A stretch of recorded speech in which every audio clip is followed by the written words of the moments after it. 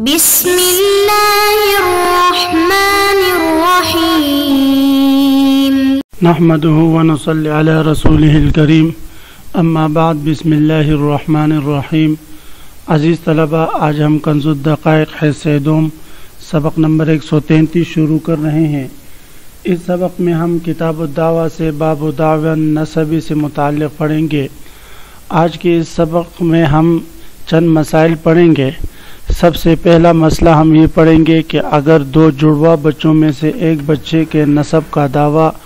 والد کرتا ہے اور دوسرے کا نہیں کرتا تو آیا دونوں بچوں کا نسب اس سے ثابت ہوگا یا نہیں؟ تو یہ مسئلہ انشاءاللہ تفصیلاً ہم پڑھیں گے اور اس کے علاوہ بھی اور چند اہم مسائل پر بحث ہوگی۔ آپ حضرات خوب غور سے اس سبق کو سنیں۔ عزیز طلبہ، تو آتے ہیں کتاب کی طرف۔ سب سے پہلے ہم عبارت پڑھتے ہیں: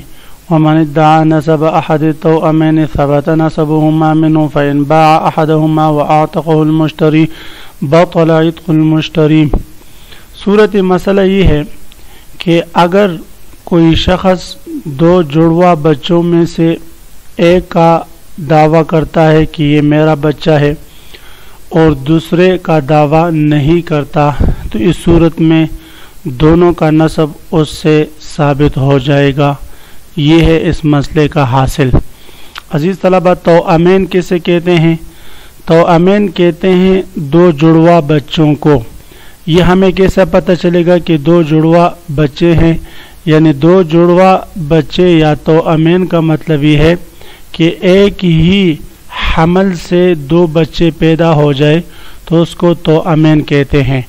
اور ایک حمل سے دو بچوں کے پیدا ہونے کا مطلب یہ ہے کہ ایک بچہ پیدا ہو تو دوسرا بچہ 6 مہینے کے عرصے سے کم میں پیدا ہو جائے تو اس صورت میں وہ دونوں بچے حمل واحد سے شمار ہوں گے اور ان کو ہم توأمین کہیں گے، جڑواں بچے کہیں گے۔ اگر ایک بچہ آج پیدا ہوا اور دوسرا بچہ 6 مہینے کے عرصے کے بعد پیدا ہوتا ہے تو تب وہ توأمین نہیں کہلاتے۔ تو توأمین ایسے دو بچے کہ جن کی پیدائش میں 6 مہینے سے کم کا عرصہ ہو، ایک ہی عورت سے جو پیدا ہو اور دونوں کی پیدائش میں 6 مہینے سے کم کا عرصہ ہو، تو ان کو توأمین کہتے ہیں۔ ایسے دو بچوں میں سے اگر شوہر باپ ایک کے نسب کا دعویٰ کرتا ہے اور دوسرے کے نسب کا دعویٰ نہیں کرتا تو فرماتے ہیں دونوں بچوں کا نسب اس سے ثابت ہو جائے گا، اور اس کا یہ کہنا کہ یہ دوسرا بچہ مجھ سے نہیں یا پہلا والا بچہ مجھ سے نہیں، تو فرماتے ہیں اس کا یہ دعویٰ رد کر دیا جائے گا، اس لیے کہ یہ ممکن ہی نہیں کہ ایک بچہ کے پیدائش کے بعد دوسرا بچہ 6 مہینے سے کم عرصہ میں پیدا ہو اور اس کے نطفہ الگ ہو اور اس کا الگ ہو، بلکہ یہ دونوں ایک ہی نطفے سے پیدا ہے اور یہ دونوں حمل واحد سے ہیں۔ تو اس لیے فرماتے ہیں وَمَنِ ادَّعَى نَسَبَ أَحَدِ التَّوْأَمَيْنِ، اگر کوئی شوہر دو جڑواں بچوں میں سے ایک کے نسب کا دعویٰ کرے ثَبَتَ نَسَبُهُمَا مِنْهُ، تو دونوں کا نسب اس سے ثابت ہو جائے گا۔ فَإِنْ بَاعَ أَحَدَهُمَا وَأَعْتَقَهُ الْمُشْتَرِي بَطَلَ عِتْقُ الْمُشْتَرِي۔ اب یہ اس عبارت میں یہ مسئلہ بیان فرما رہے ہیں کہ اگر اس مدعی نے جس نے دو جڑواں بچوں میں سے ایک کا نسب کا دعویٰ کیا تھا، وہ باپ اگر دو جڑواں بچوں میں سے ایک کو بیچ دے کہ چلو بھئی یہ میرے باندی کا بچہ ہے، یہ میرا بچہ نہیں، تو لہذا اس کو میں بیچ دے اور اس کو بیچ دیتا ہے تو اور مشتری اس کو خرید کر آگے آزاد بھی کر دیتا ہے تو بطل عتق المشتری، تو مشتری کا آزاد کرنا باطل ہو جائے گا، بلکہ شراء بھی باطل ہو جائے گی اور آزاد کرنا دونوں باطل ہو جائے گا۔ کیوں بھئی؟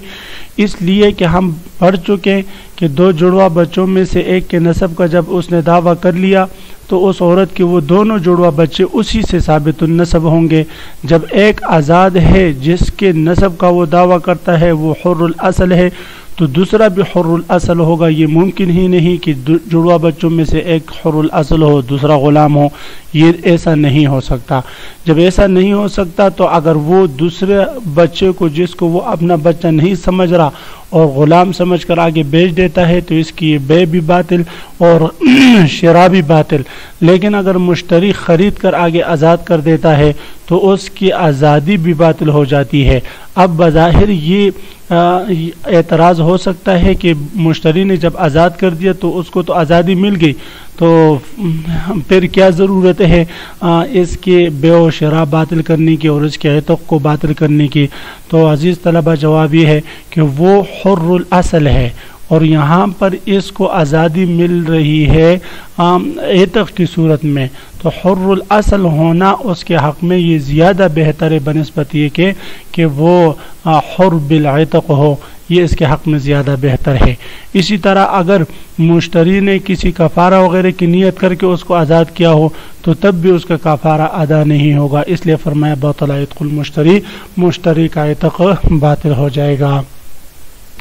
تو فرماتے ہیں فَإِن بَاعَ أَحَدَهُمَا، پس اگر اس مالک نے ان دونوں میں سے ایک کو، جڑوا بچوں میں سے ایک کو بیچ دیا، وَآتَقَهُ الْمُشْتَرِي، اور مشتری نے اس کو آزاد کر دیا، باطل عتق المشتری، تو مشتری کا آزاد کرنا باطل ہوگا، یعنی اس آزادی پر کسی قسم کے احکام مرتب نہیں ہوں گے. صَبِيٌّ عِنْدَ رَجُلٍ فَقَالَ هُوَ ابْنُ فُلَانٍ ثُمَّ قَالَ هُوَ ابْنِ لَمْ يَكُنْ ابْنُهُ. اس عبارت میں یہ مسئلہ بیان ہو رہا ہے کہ اگر کسی شخص کے قبضے میں کوئی بچہ ہے اور اس بچے کے بارے میں وہ کہتا ہے کہ یہ میرا بچہ نہیں، یہ تو فلاں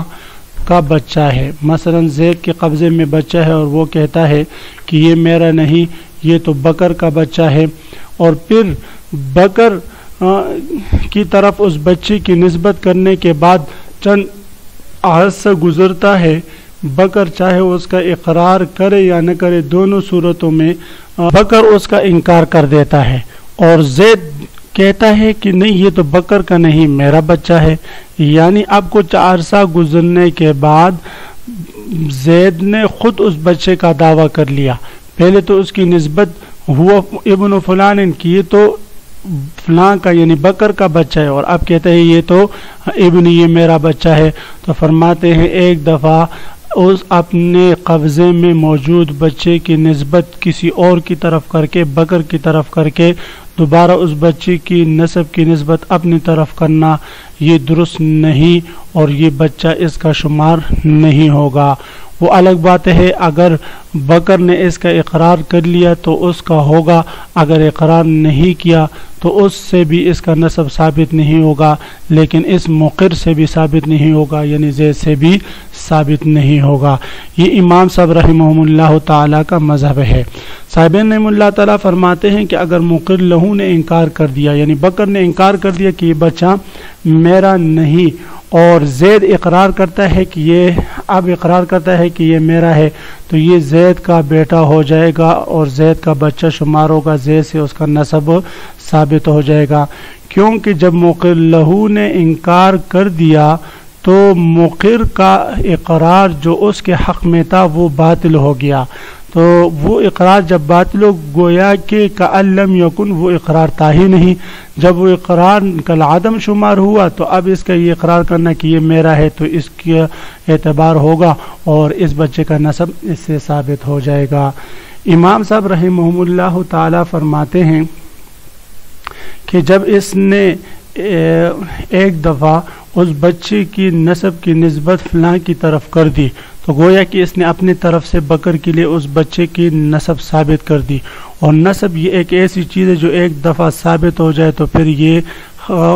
منقوض نہیں ہوتی، ختم نہیں ہوتی، توڑتی نہیں ہے، ٹوٹتی نہیں ہے. اگرچہ اس نے اس کا انکار کیا ہو لیکن اس نے اپنے طرف سے اس کے لیے نسب ثابت کر دی تو اب اس کا یہ کہنا ابنی، اس کا اعتبار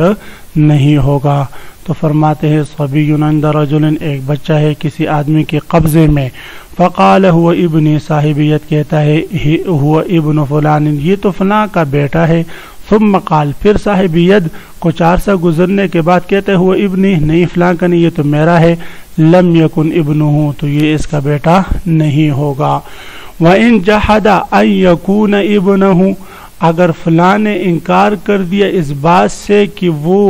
اس کا بیٹا ہے یا نہیں، یعنی اپنے بیٹے ہونے سے اس نے انکار کر دیا غائب آدمی نے،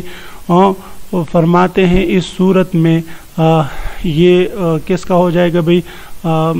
اس کا بیٹا نہیں ہوگا اور اس سے بھی اس کی نسب ثابت نہیں ہوگی۔ صاحبین رحمہم اللہ تعالیٰ سین میم سے اشارہ ہے، وہ فرماتے نسب ثابت ہو جائے گی، امام صاحب رحمہ اللہ تعالیٰ فرماتے ثابت نہیں ہوگا، وجہ میں نے ذکر کر دی۔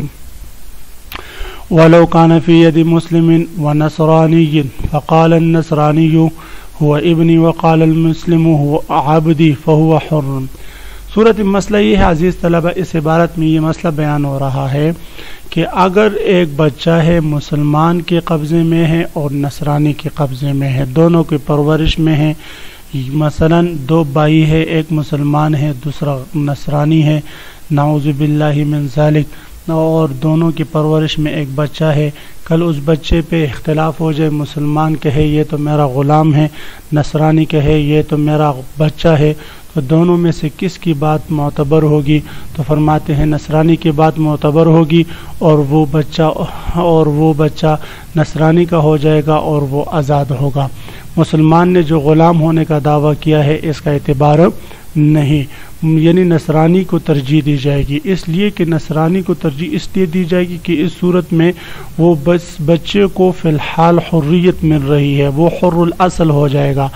اور اس باقی رہی اسلام کی بات کہ وہ کہے کہ میرا غلام ہے، تو یہ اس کے تابع اگر ہم بنائیں گے تو اس کو مسلمان ہو جائے گا، لیکن حریت اصل اس سے فوت ہو رہی ہے، اور اسلام تو بعد میں بھی اس کو مل سکتی ہے، تو اس لیے فرماتے فی الحال اس بچے کے حق میں فائدہ مند بات یہی ہے کہ وہ اس کو ہم نصرانی کا بیٹا قرار دیں اور اس کو اصلاً حریت مل جائے۔ یہ تو صورت میں ہے کہ جب مسلمان اس کے غلام ہونے کا دعویٰ کرے، اگر مسلمان نے کہا یہ میرا بیٹا ہے، نصرانی نے کہا یہ میرا بیٹا ہے، تو اس صورت میں پھر بالاتفاق مسلمان کا قول معتبر ہوگا نہ کہ نصرانی کا قول معتبر ہو۔ وَلَوْ كَانَ فِي يَدِ مُسْلِمٍ وَنَصْرَانِيٍّ، مسلمان اور نصرانی کے قبضے میں ایک بچہ ہے، فقال النصرانی، نصرانی نے کہا وہ ابن یہ میرا بیٹا ہے، وقال المسلم، مسلمان نے کہا عبدی یہ میرا بیٹا ہے، فہو حر، تو وہ بچہ آزاد ہوگا، یعنی نصرانی کا بیٹا شمار ہوگا، ابن النصرانی یعنی نصرانی کا بیٹا ہوگا۔ تو عزیز طلبہ، اسی مسئلے کے ساتھ آج کے سبق کا اختتام ہوا۔ آج ہم نے سب سے پہلا مسئلۃ التوأمین پڑھا، دو بچوں میں سے ایک کے نسب کا دعویٰ کرے اور دوسرے